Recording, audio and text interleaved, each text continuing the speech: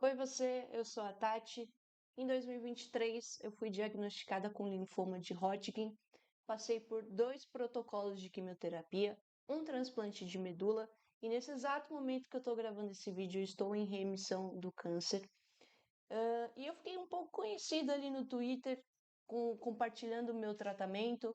Conheci muitos outros pacientes e muitos me pediram para fazer esse canal no YouTube para contar os meus relatos, a minha experiência, porque de alguma forma o que aconteceu comigo incentivou outras pessoas souberam o que esperar do tratamento.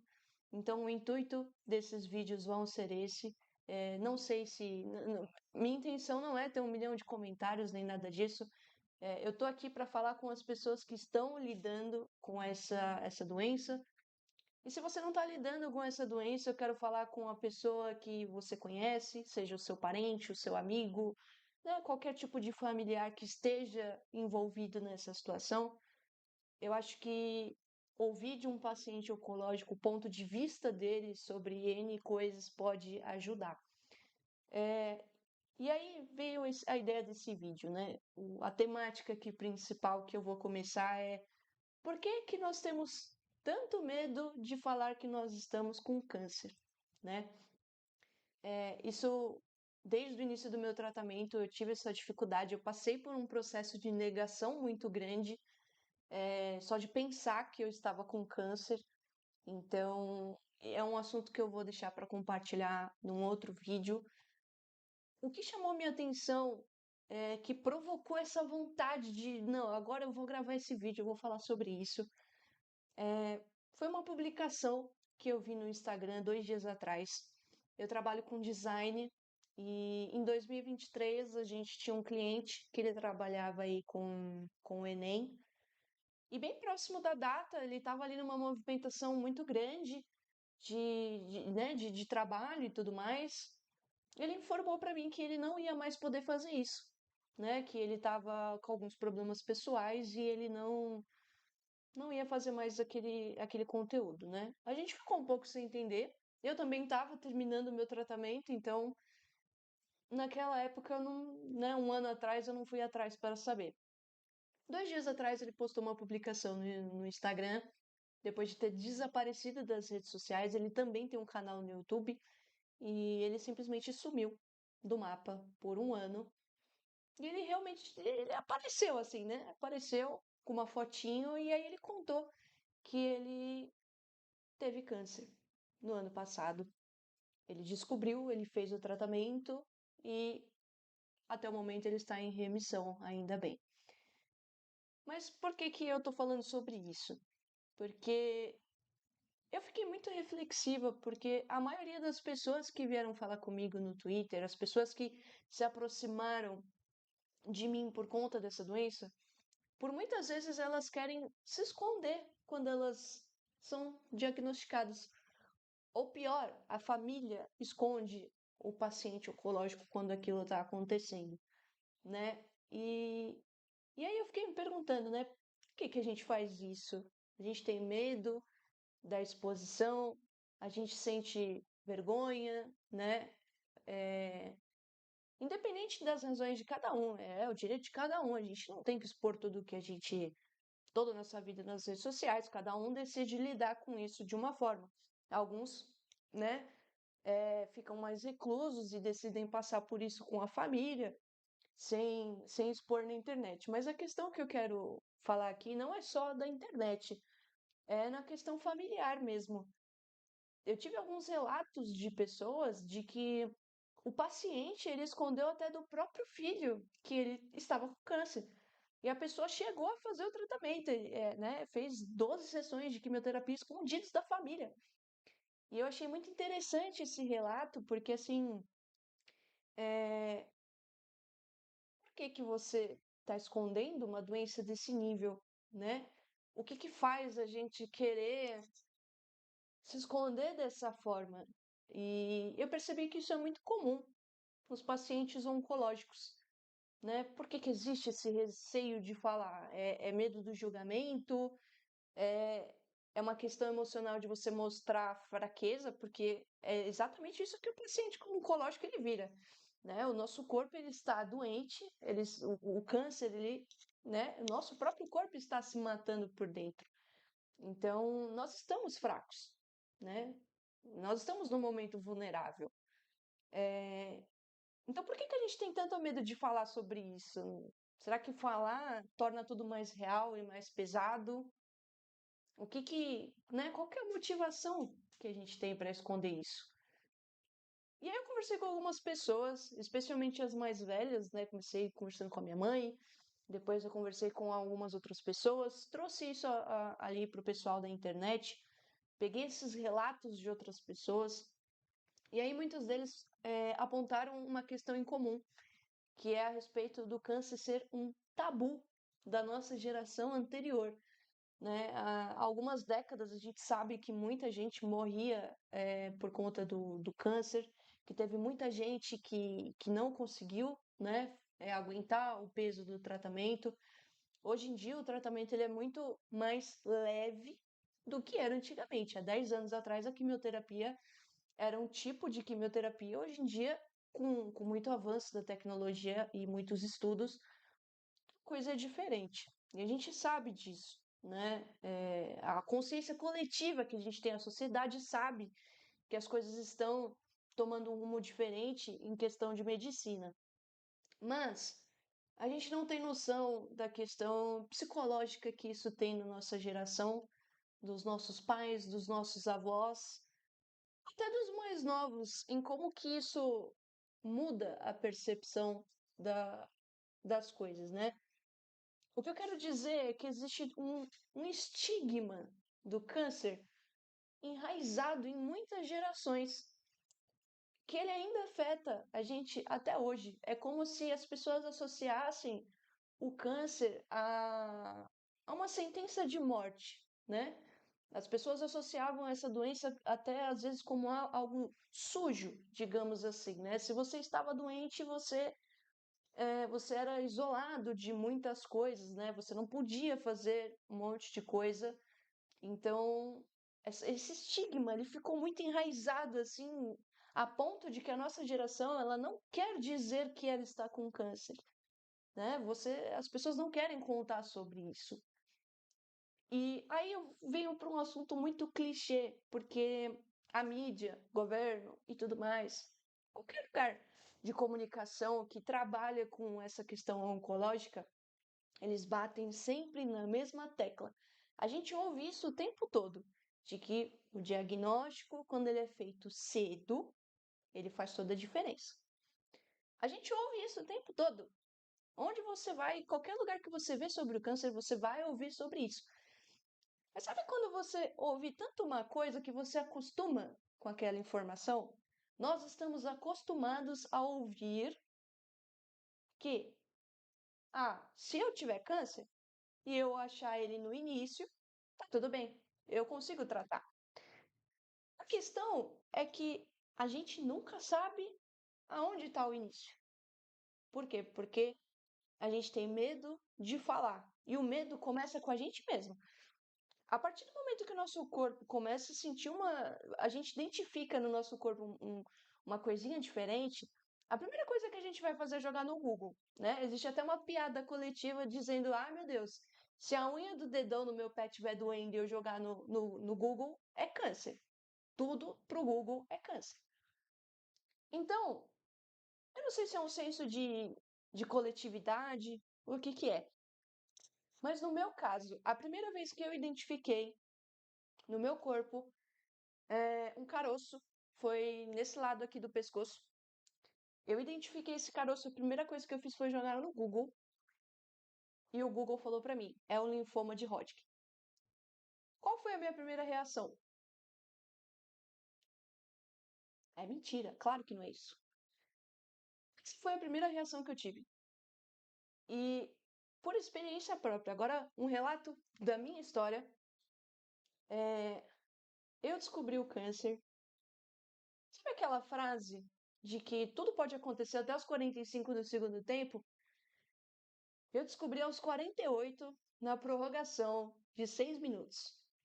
Aos 48 eu descobri um câncer. Então eu passei do limite de diagnóstico precoce, que podia ter feito a diferença para mim. E eu descobri no momento que ele já estava assim, olha, mais um pouquinho, eu não teria tido nem diagnóstico, resumindo bastante a história. E por que isso aconteceu? Porque eu, Tatiana, eu estava morrendo de medo, entre N fatores financeiros, familiar, do meu trabalho profissional, a minha vida pessoal, de encarar a verdade de que eu estava com câncer. Então, assim, às vezes a gente dá muito ouvido para essa informação de que o diagnóstico precoce ele pode fazer a diferença, mas a gente não tem um suporte para falar sobre isso, a gente não tem uma pessoa que a gente possa falar sobre isso. Por quê? Porque provavelmente essa pessoa, que pessoa?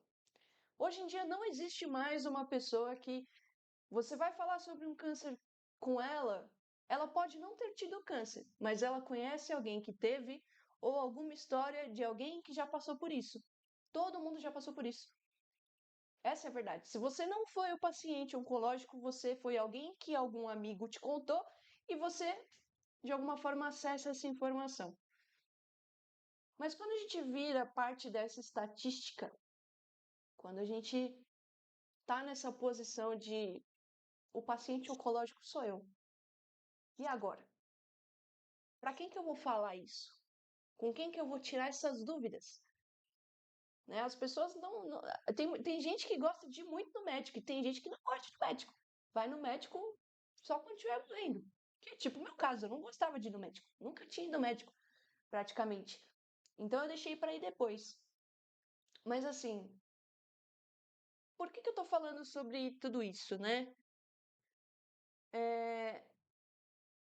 Se a gente for parar para olhar todos os problemas do mundo, a gente vai ficar louco, né? Tem doença, tem política, tem religião, tem guerra, tem fome, tem pobreza, tem muitos problemas. A gente não vai resolver o problema do mundo, né? Só que a tendência de todas as estatísticas é de que essa questão do câncer, ela só vai aumentar ao longo do tempo. Ela não mostra mais uma tendência a desacelerar. Não tem mais nenhum estudo que comprove, olha, daqui 10 anos, por conta do avanço tecnológico, a tendência é diminuir. Não. Mesmo com o avanço, todos os avanços, principalmente agora com inteligência artificial e tudo mais, eu acredito que as coisas vão melhorar. Não existe uma tendência a diminuir. E isso é muito triste. Porque se você não é um paciente oncológico, provavelmente tem a tendência de alguém ao seu redor, algum conhecido, ter câncer ao longo do tempo e da vida. E é por isso que a gente precisa falar sobre isso. Assim como nós estamos evoluindo, as doenças também vão evoluindo com a gente. Né? Elas vão aparecendo de maneiras diferentes, com sintomas que nem sempre eles vão ser óbvios, né? Tem alguns tipos de câncer que o médico vai bater o olho e vai falar, é câncer. Pronto, acabou. Tá diagnosticado. Gente, é uma metáfora. Não tô dizendo isso, tá? É um modo de dizer. Tem alguns que eles ficam ali bem óbvios, que é um câncer. Então, a minha enfermeira Vivi, inclusive Vivi, muito obrigada. Você me incentivou muito a fazer esse vídeo. É mais para abrir uma conversa, para compartilhar as nossas experiências, né? Para a gente aliviar o coração, né? Aliviar o peso. E quanto mais a gente conversar sobre o câncer, nós, pacientes oncológicos, familiares, mais ferramentas a gente vai dar para os estudos futuros. E eu sei que isso é super clichê, porque você vai falar, mas sempre falaram isso, né? De compartilhe o seu caso para que quando aconteça no futuro, outros vão saber. Mas sabe a realidade? As pessoas, depois que você passa por um tratamento oncológico, você passou por quimioterapia e você passou por isso, você teve dias vários, nossa, vários dias ruins. Você quer ficar falando sobre isso depois? Primeira coisa que um paciente oncológico ele quer depois de fazer um tratamento oncológico é esquecer que ele está com câncer, que ele teve câncer.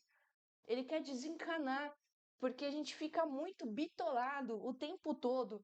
Cada exame de sangue, cada PET scan, a gente vai passar por 5 anos de ansiedade de exames, de resultados. A gente não quer falar sobre isso, a gente não quer ficar conversando sobre câncer, a gente quer esquecer dessa rotina hospitalar. E a gente acaba não falando. E o que acontece? A gente não fala sobre câncer.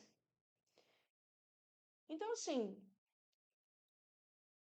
eu quero compartilhar o meu caso com as pessoas na internet, porque cada história que a gente conta, seja nossa, seja de um outro, de alguém que a gente conheceu, pode levar um insight, pode ser uma peça fundamental e importante para ajudar alguém do futuro. Seja você médico que quer entender sobre o que nós sentimos, como que determinado tratamento fez efeito no nosso corpo, ou até mesmo psicólogos, né? A gente precisa de tratamento psicológico enquanto a gente está fazendo o tratamento oncológico. Então, que esses relatos, que essa abertura que a gente dá para falar sobre câncer, para a gente não ter medo de falar sobre isso. Eu sei que, nossa, são muitas camadas. Para cada pessoa, isso é de um jeito diferente. A gente tem camadas aí, né, na família de jeitos diferentes, na nossa sociedade, nosso grupo de apoio. Nossa, são muitas coisas, são muitos fatores. Não é só simplesmente chegar e falar: oi, gente, tô com câncer, vamos bater palma e vencer. Não é sobre isso. É, é sobre a gente ter coragem de olhar para a nossa situação, aceitar nosso momento de vulnerabilidade. Quando eu falo do câncer hoje, só para concluir esse vídeo, essa temática, a mensagem que eu quero passar é a minha vivência com ele. Eu percebi uma coisa muito importante, de que a minha voz como paciente oncológica, ela importa. O meu relato, a minha história, a minha experiência com o tratamento oncológico, ela pode salvar outras vidas. Em que sentido que ela pode fazer isso? No sentido de que, durante o meu tratamento, outras pessoas que descobriram o diagnóstico de linfoma de Hodgkin vieram falar comigo e eu recebi muitos relatos de: Tati, eu só estou confiante no meu tratamento porque eu vi o seu. Eu acompanhei o seu tratamento, o seu caso foi relativamente pior do que o meu, então o meu tratamento está sendo mais leve.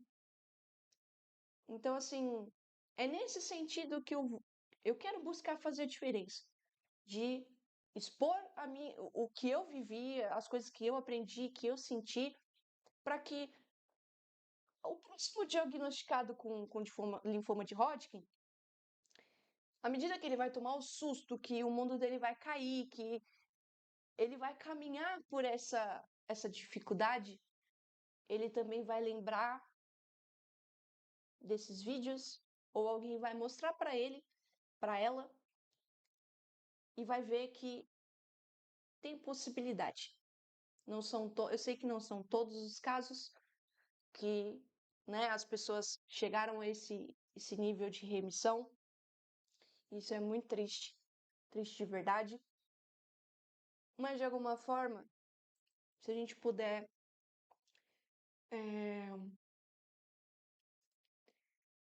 se a gente puder dar voz a isso, a essas pessoas, a acolher esses novos pacientes. Eu até falei com o meu terapeuta hoje de manhã e eu falei: João, eu percebi uma diferença muito grande, porque existem vários e vários e vários e vários canais que você fala sobre câncer, instituições, grupos, mas quando a coisa fica muito grande, a gente não se sente mais acolhido. A gente se sente mais um. Eu sou mais um. Eu sou mais uma estatística. E eu vou achar histórias de sucesso, mas eu ter alguém para conversar, para entender o que aquela pessoa passou a fundo, que seja acessível a mim, é difícil de achar. Pelo menos eu não achei. Achei poucas pessoas no YouTube, mas não cheguei a conversar diretamente. Eu acompanhei só o conteúdo que elas fizeram. Isso me ajudou muito. Então é sobre isso. Não sei se ficou claro o que eu quis dizer, mas concluindo, vamos aprender a falar sobre estarmos com câncer para nós pacientes, sobre como é, quais as nossas necessidades, o que que nós precisamos, o que que nós passamos, o que que a gente sentiu e enfim.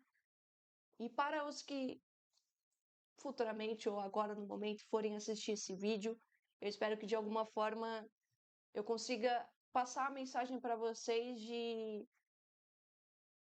de alguma forma vocês saibam o que esperar do tratamento oncológico. Eu sei que para cada pessoa é de um jeito, mas tem muitas coisas incomuns que eu fui aprendendo ao longo do tempo, mas assim, eu falava, ai meu Deus, como que vai ser isso daqui? E aí vinha alguém e falava, olha, fica calma, vai ser assim, assim, assim. E aí na hora eu tava apavorada e eu falava, imagina! Não, porque eu vi na internet que não sei o que, eu peguei tudo de pior que tinha, porque eu já estava esperando pelo pior. E aí quando eu fiz determinado procedimento, eu falei, nossa, gente, era só isso. Era isso e eu fiquei surtando, achando que era um bicho de 7 cabeças, assim, e na hora eu falei, nossa, isso aqui é super passável. Então, assim, quando a gente fala que a gente tá com câncer, a gente lembra muito daquela cena da Carolina Dickman, né? Cortando o cabelo, aquela coisa triste. E não precisa ser totalmente assim. De novo, eu sei que é de pessoa para pessoa, caso a caso, tudo é muito diferente. A gente tem que ter muito cuidado ao falar sobre isso, especialmente na internet, porque alguém pode pegar o que eu tô falando aqui, distorcer o que eu tô dizendo. Então eu volto a dizer, é, é a minha experiência. O que eu passei com o câncer, os conselhos que eu ouvi, eu quero falar sobre isso porque serviram para mim. Então, se servir para uma outra pessoa e ajudar, eu quero e estou aqui para fazer isso. Então, se você tem uma experiência de alguém que você conhece, se você é um paciente oncológico, teve esse problema, esse medo de falar sobre o câncer, conta aqui nos comentários para mim. Eu vou pegar tudo isso. Tem alguns outros conteúdos que eu vou fazer aí ao longo dos próximos vídeos sobre o meu tratamento, sobre principalmente o transplante de medula, que tem muita gente com dúvidas sobre isso. Eu quero contar sobre isso. Mas a princípio, esse é o start que a gente vai dar aí nessa conversação sobre o câncer, especialmente sobre o linfoma de Hodgkin, que foi a minha experiência, tá bom? Beijão, obrigado e até a próxima.